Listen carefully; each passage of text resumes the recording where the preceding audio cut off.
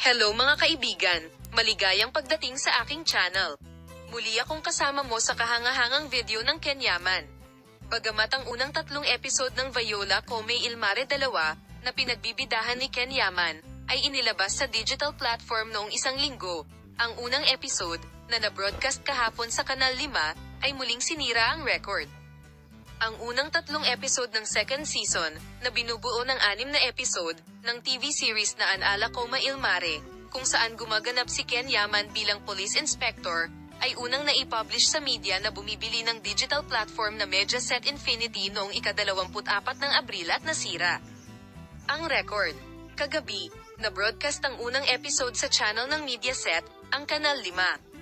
Ang serye pa rin ang pinakapinapanood na produksyon ng gabi na may 2,879,000 na manunood at 16% hanggang 70%. Ang mga tagahanga na naghihintay sa Ken Yaman at Demet Özdemir na bumalik sa mga screen ay nagbabahagi ng kasabikan sa bagong serye ng Ken Yaman na muling nasira ang record, at ang lahat ay patuloy na nagbibilang ng mga araw para sa mga espesyal na larawan at espesyal na serye ng mariinggal na mag-asawa.